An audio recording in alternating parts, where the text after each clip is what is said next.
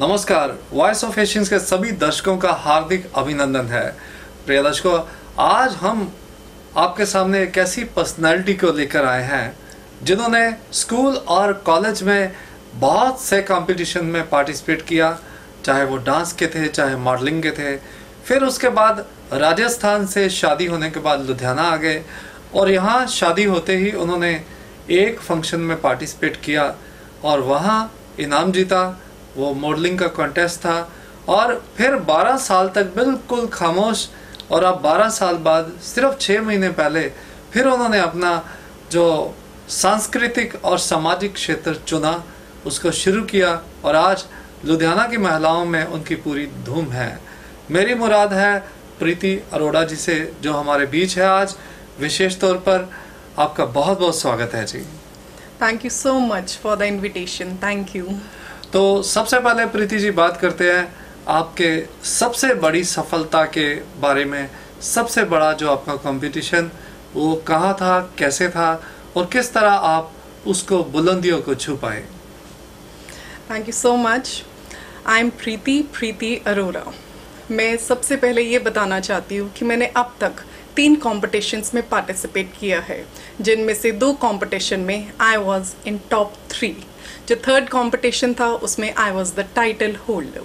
जी, बहुत बढ़िया, बहुत बढ़िया। तो ये कॉम्पिटिशन्स तीनों जो ये ब्यूटी पेजेंट्स थे? हाँ जी, बिल्कुल। मैंने सबसे पहले लुधियाना से स्टार्ट किया था जी। जनवरी में मिसेस रॉयल लुधियाना 2018 हुआ था। इसमें I had participated and I was the first runner up over here with the title Mrs congeniality. उसके बाद में जनवरी में ही मिसेस नॉर्थ इंडिया दिल्ली में था 2018। I went for there also. वहाँ पे again I was in top 3। I was the second runner-up and I was given the big titles of Mrs. North Universe and Mrs. Face of Punjab. I was honored. वहाँ से आने के बाद साथ के साथ the show organizers Tabassum ma'am और Subodh sir, I am very thankful to them. Second runner up होने के बावजूद उन्होंने मुझे brand ambassador of dazzle Mrs North India 2019 choose किया। उसके बाद अभी लास्ट मंथ जून में I went to Jaipur for Mrs India 2018। वहाँ पे I was the sub title holder of Mrs India fashion icon 2018 by Archies, organize by Tushar sir and Archana ma'am. बहुत बढ़िया, आपकी तो बहुत लंबी हिस्ट्री रही। आपने काफ़ी फंक्शंस जीते, पेजेंट्स जीते, रियली वंडरफुल। अब थोड़ी सी बात करते हैं आपके बचपन के दिनों की। कैसा रहा आपका बचपन? तो क्या आप भी बच्चों की तरह, आम बच्चों की तरह ज़िद्दी थे, या मम्मी पापा को आप सताते थे या शरारतें करते थे? कैसा रहा और कहाँ थे आप बचपन के समय? कितने बहन भाई और कैसा कोऑर्डिनेशन था? मैं अपने ब्रदर सिस्टर्स में सबसे बड़ी हूँ। मुझसे छोटी मेरी सिस्टर है और उससे छोटा ब्रदर है।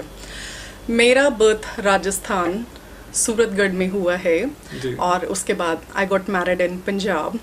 बचपन में बहुत ही सीधी सादी शरीफ, मुझे ऐसा लगता है कि जो सबसे बड़ा होता है उसकी ड्यूटीज ज़्यादा होती है, चाहे वो कल्चरल हो, मॉरल हो, हाउस रिस्पॉन्सिबिलिटीज हो। तो शुरू दिन से मुझे ऐसा लगता था कि नहीं, I am sincere as recognise by others. तो अच्छा रहा, बहुत अच्छा रहा। जब कॉलेज में थी, स्कूल में थी, आई यूज टू पार्टिसिपेट कई फंक्शंस में, डांसिंग में, रैंप वॉक में। तो वहीं से मुझे लगता है ये जो शौक था ये चलता रहा और हम पंजाब तक रुका नहीं। बहुत खूब। तो ज़्यादा आपको किस स्टार ने आज तक प्रभावित किया है? अगर फिल्मों की बात करते हैं या मॉडलिंग की बात करते हैं, तो किसको देखकर, किस स्टार को देखकर आप चाहती थी कि वैसा बनो, और किस इंसान ने आपको यहाँ तक पहुँचने में मदद की? यहाँ तक पहुँचने में मेरी जो फैमिली है उनका बहुत बड़ा सपोर्ट रहा है। Specially my husband mister Rahul Arora. कभी किसी चीज़ के लिए उन्होंने मुझे आज तक नहीं रोका, बिकॉज ही नोज कि मैं बहुत सही लोगों के साथ में बैठी हूँ और उन्हीं के साथ चल रही हूँ। और मुझे इंस्पिरेशन की बात कहे तो जब मैंने अपना MA इंग्लिश और MA MPhil किया शादी के बाद में, तब उसके बाद में एक बार ब्रेक लगा, लेकिन शादी से पहले when I was doing my MA English I went to Jaipur for NIFD Poddar institute से मैंने फैशन डिजाइनिंग किया 2 ईयर डिप्लोमा। वहाँ पे जब हम लोग ड्रेसेस डिजाइन करते थे बीइंग अ स्टूडेंट, वहाँ पे Aditi Gowitrikar the famous model, she used to come for the shows for the ramp walk. तो हमेशा उसे देख के कुछ सीखने को मिलता था कि how gracefully she walks on ramp.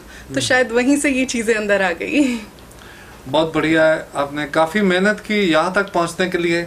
और सबसे बड़ी चीज़ होती है कि फैमिली के सपोर्ट, क्योंकि महिलाओं के लिए घर के कामों को देखना, बच्चों को देखना, फिर सारा घर को मैनेज करना और साथ ही साथ फिर कल्चरल एक्टिविटीज़ में जुड़ना, तो ये आप कैसे मैनेज कर लेते थे?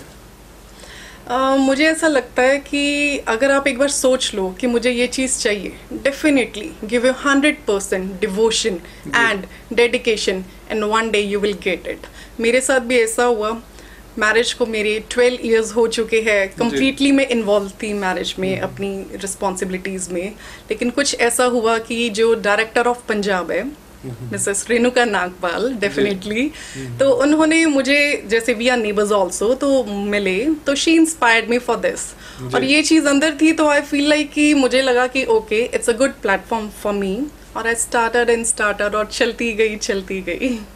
बहुत बढ़िया। और चलते चलते फिर आप बुलंदियों पे, इस मुकाम पे पहुंचे और बहुत अच्छी आपने सफलता हासिल की। एक चीज़ और आपके बारे में सुनने को आया है कि आप एक धार्मिक फैमिली बैकग्राउंड से भी बिलोंग करते हैं, तो उसके बारे में बताइए।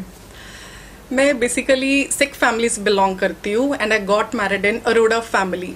तो सब नियर एंड डियर वंस बहुत अच्छे से मुझे अप्रिशिएट करते हैं कि आप गुरुद्वारे भी जाते हो, आप मंदिर भी जाते हो।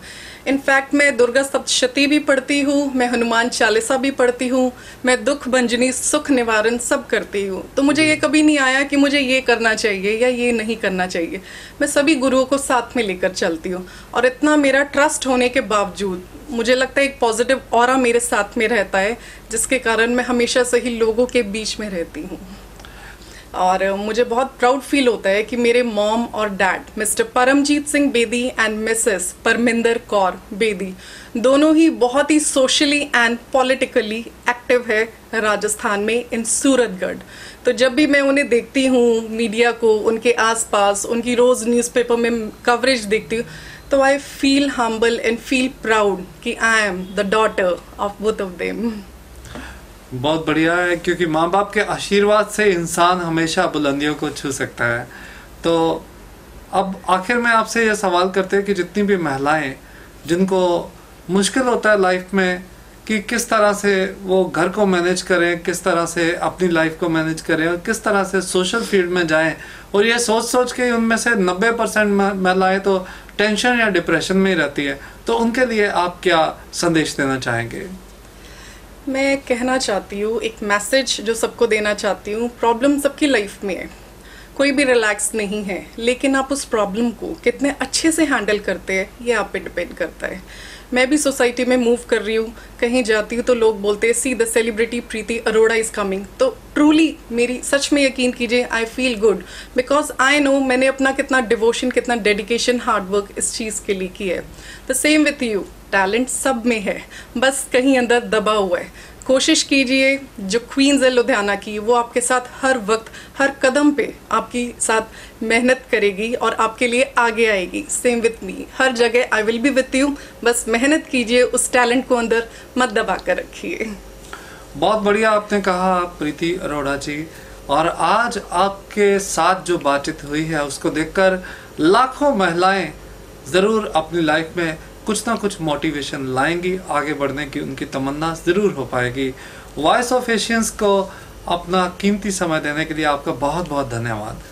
Thank you so much for the great invitation by you. Thank you. So thank you very much once again.